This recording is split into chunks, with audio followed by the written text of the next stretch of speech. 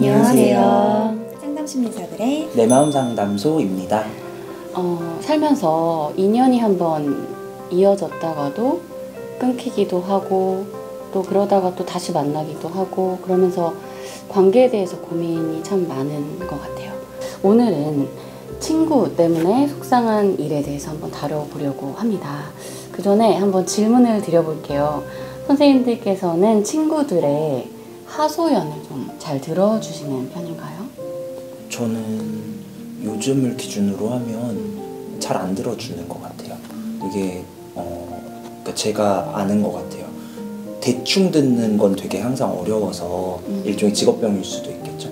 그러니까 들으면 되게 열심히 듣고 제가 힘들 걸 아니까 이게 뭐 당연히 가벼운 이야기들은 당연히 듣게 되지만 얘기를 좀 이렇게 듣다가 이건 조금 굉장히 에너지가 많이 쓰일 것 같다는 느낌이 올 때는 뭔가 이렇게 추가 질문을 하지 않는다던가 뭔가 리액션을 조금 영혼을 빼고 한다던가 하면서 좀 안 들으려고 하는 것 같아서 듣는 에너지는 상담에 거의 다 쓰는 것 같아요. 근데 확실히 아무래도 상담에서 듣는 에너지를 제일 많이 쓰니까 예전보다는 듣는 이런 하소연을 듣게 되는 일이 좀 줄어드는 것 같긴 해요. 저도 주변에서 듣다 보면 나한테 사람들이 하소연을 많이 한다. 그런데 듣느라 좀 지친다. 그런 내가 잘못된 것 같다. 이런 고민을 하는 분들이 좀 많다고 생각이 들어요. 사연을 먼저 보겠습니다.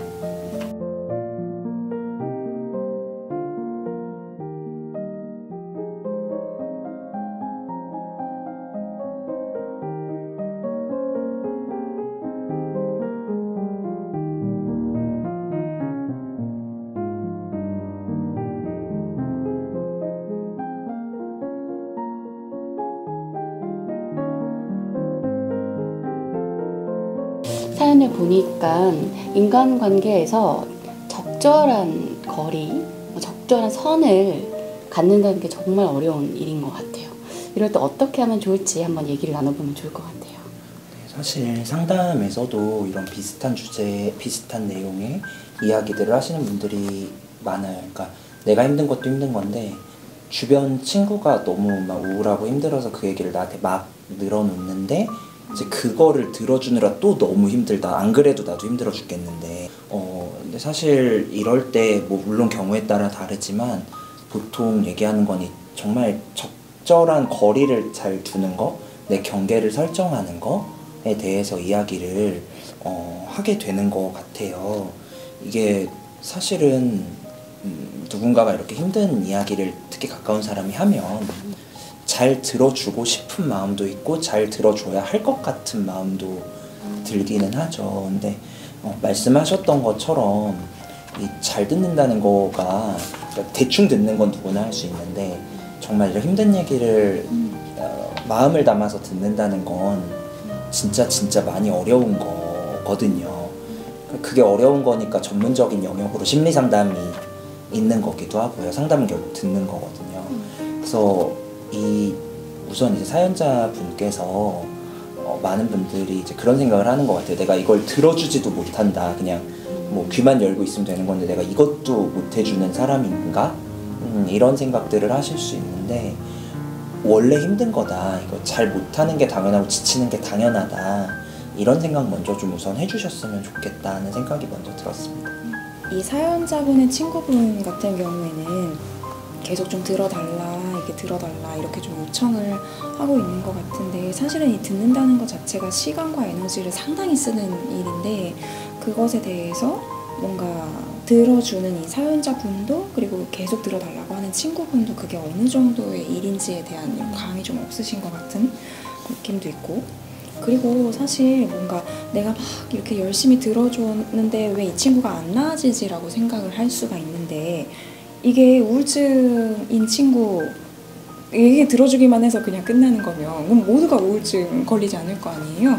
단순히 그렇게 그냥 이렇게 얘기만 들어주고 그냥 고민 얘기 똑같은 거 계속 해도 들어주고 해서 이게 끝나는 게 아니기 때문에 굉장히 전문적인 심리 상담의 영역이 사실은 있고 그런 부분들에 대해서 어차피 내가 할 수 있는 건 좀 한계가 있다라는 걸 사연자분이 알 필요가 있는 것 같아요. 이거를 들어주는 거는 어느 정도 할 수는 있겠지만 내가 이걸 듣는 것만으로 이 친구가 완전히 나아질 거라고 기대하는 것 자체는 조금 가능하지 않은 일일 수 있다라는 점. 네.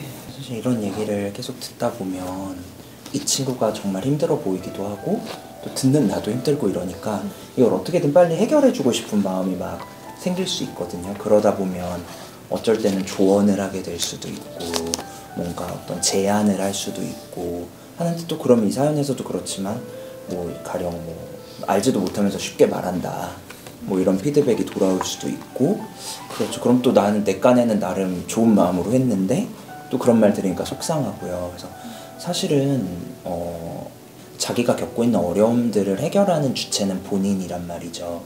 그래서 도와주고 싶은 마음은 좋지만 이걸 내가 대신 말씀하신 것처럼 내가 대신 해결해 줄 수는 없다.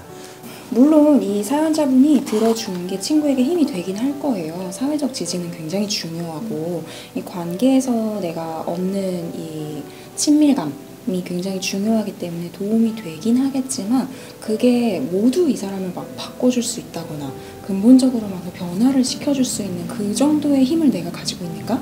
라는 걸 생각을 했을 때 과연 내가 완전히 이 사람을 어떻게 내 맘대로 할 수 있는 것이 아닌데 그래서 이 사람한테 절대적인 영향을 줘서 내가 원하는 대로 막 바꿀 수 있는 그런 것이 아닌데도 불구하고 계속 그런 기대를 가지게 되니까 그래서 또 조금 더 지치는 게 있지 않을까. 왜 이 친구는 맨날 그대로인가 생각을 하면서 듣는 사람이 지치는 게 있지 않을까 생각이 들어요. 결국 이것도 경계의 문제인 거죠. 좀 가족 얘기할 때도 얘기를 했었지만 적절한 경계를 지키는 것이 굉장히 중요한데 생각보다 이렇게 경계를 넘어올 때 내가 가깝고 친하고 좋아하는 사람이면 그 경계를 넘는다는 걸 인지하지 못하고 계속 좀 이렇게 요청하는 대로 다 들어주려고 하게 되는 경향도 있는 것 같고요. 예, 사실 이 경계를 잘 설정하고 내가 할 수 있는 데까지만 하는 게 그 친구를 위해서도 사실 필요한 것 같아요. 왜냐면 내가 사회적 지지를 해주고 이런 게 너무 좋지만 내가 24시간 죽을 때까지 언제고 이거를 해줄 수는 없잖아요. 이 친구의 사회적 지지 자원이 나밖에 없다라는 건 사실 그 친구에게도 좋은 건 아니잖아요. 근데 사실 제가 제 역량 이상으로 그걸 잘 해주고 있으면 저 친구 입장에서는 저 말고 다른 데에 의존할 필요가 없어지잖아요. 이미 여기서 충분히 다 채워지는데.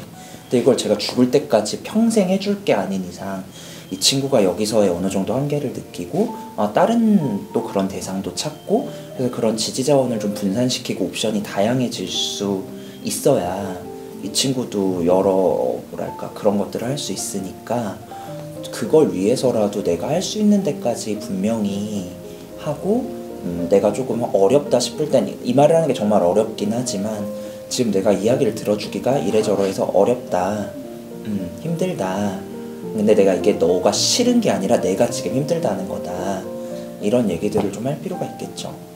근데 그 얘기가 참 쉽지 않은 분들이 많은 것 같아요.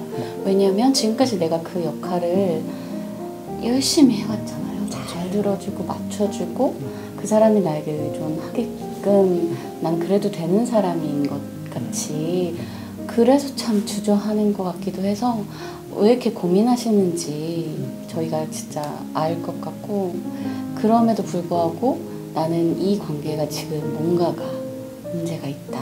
이대로 안 될 것 같다라는 생각이 드시는 시점이 아닌가. 그 지점은 그래도 내가 또 다른 성장을 위한 그런 시기가 아닌가라는 생각이 들어요. 힘든 친구의 말을 들어주는 거를 내가 못했을 때 많은 분들이 죄책감을 느끼세요. 뭘 잘못한 것처럼 느낀다는 거죠. 되게 잘 생각해 보셔야 되는 건 이 사회적 지지를 한다는 건 하면 좋은 거지 안 하면 안 되는 건 아니거든요. 그러니까 굳이 표현하자면 미덕과 도덕 이런 차이가 있잖아요. 그래서 이거를 해주시는 건 정말 잘 하시는 거지만 못한다고 해서 그건 잘못하는 건 아니니까 그거에 대해서 막 이렇게 죄책감을 나 안 해도 돼 라는 생각을 좀 가지셔야 친구한테 이제 뭐 들어주기 힘들다라는 말을 할 때도 조금 더 용기를 낼 수 있지 않을까라는 생각이 듭니다. 그리고 사실 이 들어주는 것이 쉬운 일이 아니다라는 얘기를 지금 계속 하고 있긴 하지만 상담하고 그냥 친구 사이에서 들어주는 건 진짜 완전히 다른 거잖아요. 다른 가장 근본적인 이유는 일단 사적인 관계에서 누군가를 만난다라고 했을 경우에 제가 예를 들어서 위원장님이랑 친해요. 그래서 막 얘기를 들을 때 위원장님이 다른 사람이랑 친한데 뭐 예를 들어서 뭐 함쌤이랑 친한데 나는 제일 친하다고 생각했는데 너무 서운한 거 있지? 이런 얘기를 저한테 했다고 했을 때 저는 들으면서 속으로 우리의 관계가 있기 때문에 난 내가 더 친한 줄 알았는데? 이렇게 서운함을 느낄 수 있는 거잖아요. 사적인 관계라는 건 이렇게 관계가 쌍방인 거여서 아무리 내가 이야기를 잘 들어주려고 한다고 해도 내 입장, 이 관계에서의 들어주는 나의 입장이 사라질 수가 없거든요.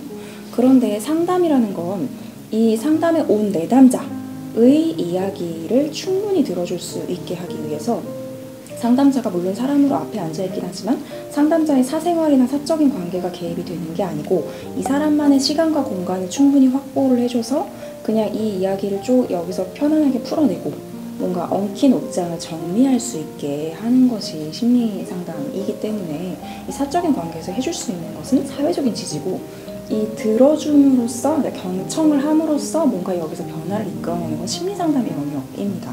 이게 완전히 다른 것인데 내가 사회적 지지도 해주면서 내가 너의 변화도 이끌어주면서 내가 모든 걸 다 해줄게 이렇게 할 수는 없다는 거죠. 그래서 그런 거에 대해서도 사연자분이 내가 이건 할 수 있는 거고 이건 안 되는구나 라는 걸 알고 계시면 훨씬 더 경계 설정도 잘 되고 마음도 편안해지지 않을까. 오늘 이제 말씀을 들어보면서 우리가 일반적인 관계에서 사회적 지지 자원으로서 이제 관계를 하는 것, 그 안에서 내가 어떤 역할을 하는 것과 또 어떤 힘든 사람이 전문적인 심리 상담에서 얻을 수 있는 그런 힘이나 그런 과정들, 치유의 과정은 좀 다르다. 내가 너무 아끼는 친구니까 내가 최대한 들어줘야지. 그런데 그걸 내가 못하고 있네? 그게 너무 죄책감이 들거나 힘들어 하신다면 실은 그게 힘든 게 당연하고 내가 죄책감을 가질 일은 아니라는 것. 그런데 내가 죄책감을 갖고 있네? 라는 그 마음을 한번 지금 바라봐 주시면 어떨까 그런 생각이 들었습니다. 네, 저희는 오늘 여기까지 하겠고 다음에 또 다른 사연으로 찾아뵙겠습니다. 구독, 좋아요. 알림 설정까지 다음 다음 시간에 시간에 만나요. 만나요.